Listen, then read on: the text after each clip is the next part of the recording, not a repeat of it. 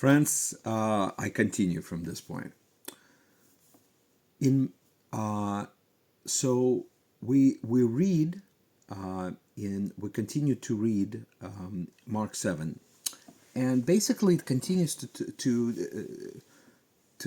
tell us about Jesus's interactions with this Judean group of Pharisees and some scribes. So the Judean group, consistent of Pharisees and some scribes that came from Jerusalem, then challenged Jesus, who, while residing in Jewish Galilee, was known himself to be from Judea. This also comes up in Matthew 2, verse 1. After all, he was born in the Bethlehem of Judea.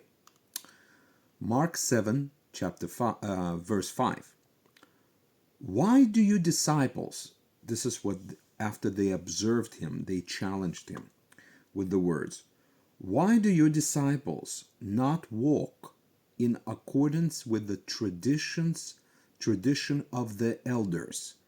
Dia ti u peripatusin hoi mathetai su katatein paradosin ton presbyteron. So the word Presbyterian you hear here, right? Paradosin ton presbyteron. So this is the traditions of the elders.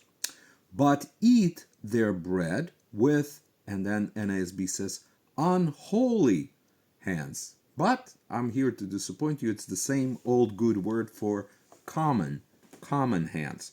Koinais hersin. Few comments important here. The reason this Judean group challenged Jesus is precisely because he himself was considered by them and himself, as well as by others, a Judean. Although coming from another gospel, the uncontested statement by the Samaritan woman establishes this point. So the Samaritan woman said to him, how is it that you, though a Jew, that's Iudaios, Jew or Judean, it's exactly the same word, pos su Iudaios on, are asking me for a drink, though I am a Samaritan, and that's in feminine, so Samaritan woman. John 4, verse 9. In general, in John's Gospel, read my book for the Jewish Gospel of John to hear the full argument.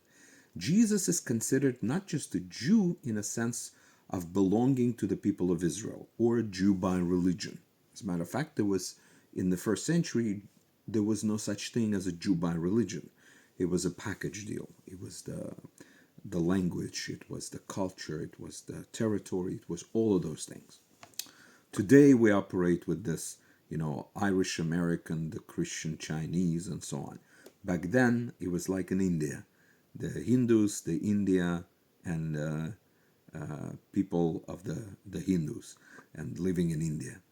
Indians, But anyways, it's more alongside of those kinds of things back then.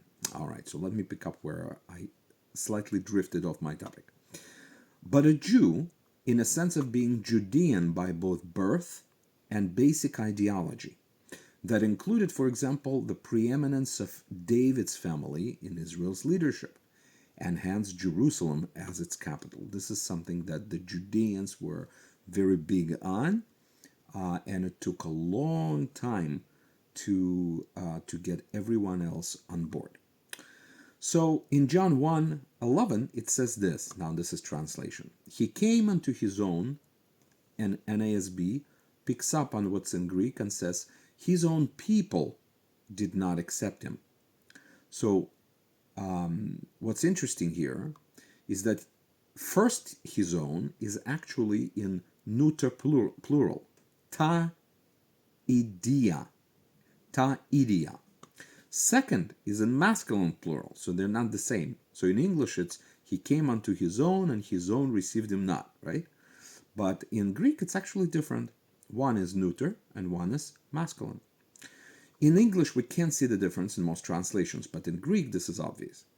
Given other points that we can only see in detailed study of John's Gospel, the second own most probably refers not just to the people of Israel in general, but to the Judeans in particular, within people of Israel.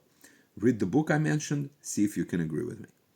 I think this kind of reference is precisely what is going on in Jesus' address to the this Judean delegation and vice versa in Mark 7.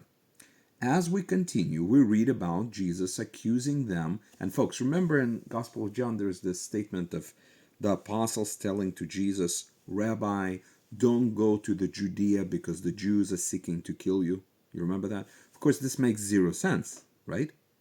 The Jewish apostles telling their teacher, calling him rabbi actually, telling that don't go to the Judea because the Judeans are because the Jews are trying to kill you. Okay, so it's only going to make sense if you understand that the Iudaios, the Jew, is actually a Judean. It's not a person like today of a Jewish religion, right? Anyways, let me continue. As we continue, there you go, we read about Jesus accusing them of fulfilling the words of Isaiah the prophet, that he spoke about the hypocrites in his own day. As someone brilliantly put it, back then, who did you call the hypocrite? Basically, anybody that didn't have your ideas about the Bible and God. This is in the ancient times. People just talk differently, right? Same goes for Martin Luther's time, by the way, the things that he would, how they would talk about the Catholics and so on, and the papacy and so on. Anyways, it's like you always have to read things and try to understand them without the original context of that particular time. So, let me continue. His accusation mainly had to do with people paying lip service to the Torah while inventing new teachings. He referred to them with dishonorable teachings and traditions of man versus the honorable traditions of the elders. Just to keep things clear, Jesus gave the Judean delegation and others who were eavesdropping on this conversation a clear example of the above-mentioned accusation. He said, take, for example, your Pharisaic ruling that allowed Pharisaic authorities to essentially to find a loophole and to circumvent the clear commandment of honoring one's parents. What is this all about? What is this all about? Keep in mind that honoring of one's parents was not about saying nice things to them, such as Mom, Dad, I honor and respect you. But it was about other things, like financially supporting them in their old age, when they no longer could take care of themselves. Not only that, but those kinds of things. As we will see later, the practice of taking a vow, a verbal pronouncement of formula that one's possession was korban, sacrificial gift to God, was well known and practiced. The problem was that when the man who took a vow could no longer fulfill it, due to the sudden intervening circumstances involving his parents, this is where the difficulty began. Now, just when you think this was only a Jesus issue, no, this comes up actually in rabbinic material. This is very interesting to take a look. How does this struggle went on the other side? In the later rabbinic materials, we see that other Jewish teachers discuss the same exact issue as Jesus does. It clearly shows that at least some generations of Judeans before the codification of Mishnah, 3rd century CE, took a vow to God that had to do with dedicating their possessions to God, but later sought release from the obligation of the vow when the poor financial condition of one's parents became evident. So basically, they took a vow that this was new. This was new. That everything is dedicated to God was one of the Pharisaic vows, apparently, and it wasn't in the Torah. And what was in the Torah is to take care of your parents, to honor your father and mother. Okay? And so the man would take a vow, and then many years, 10, 15 years later, basically his parents get sick, and he would need money for the doctors, for the medicines of the ancient time, and so on. And he couldn't do both, so he would go to the Pharisaic authorities and ask for release from the vow, and they would not grant it, for whatever reason, by the way. So here's a quotation. Rabbi Eliezer from Mishnah says, when halachic authorities are approached with regard to the dissolution of a vow, they may broach dissolution with a person who took a vow by raising the issue of how taking the vow ultimately degraded the honor of his father and mother, asking him the following: Had you known that your parents would experience public shame due to your lax attitude toward your vow, would you still have taken the vow? But and the presumption is he'll say, no, of course not. I would not have, and that would be the basis upon which the rabbis later decided they would release a person from such a vow. But apparently, it was not always so. But other rabbis disagreed with Rabbi Eliezer and prohibit broaching dissolution of a vow with this particular question. Now, it could be with this particular question, could be forbidding it all. In the light of this, it is fair to suggest that Jesus's argument was not, folks, this is incredibly important, it was not with individual Pharisees that took such a vow, or with all the Pharisees in particular, but with those in authority over them who would rule against their request to be released from the vow, probably using texts like Deuteronomy 23, 21 to 23, that says something like, if you take a vow unto the Lord, don't break it, fulfill it, and so on. There's many verses like that, actually. As the financial circumstances of their parents have deteriorated and now needed significant investment from the child who could not afford both. Jesus summed up this evil ruling, Mark 7:12, accusing them of invalidating the word of God.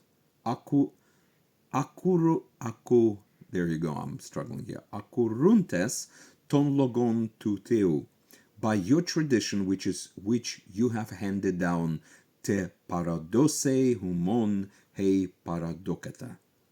Paredokate. He then highlighted that this was but one example of many other things like that. Mark 7:13. So, even though the traditions of the elders were meant to protect the Torah, word of God, from violation, they, at least in some notable cases, perhaps in many cases, ended up working to sabotage it instead.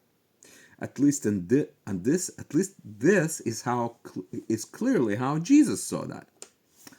He, as a staunch conservative, defended the purity of the Torah from the innovations of the well-meaning but truly misguided religious leaders of his time. We read in parallel passage that Jesus compared the Judean innovators in general to blind leading the blind. Folks, more to come, but probably not today because I'm yet to write the next installment.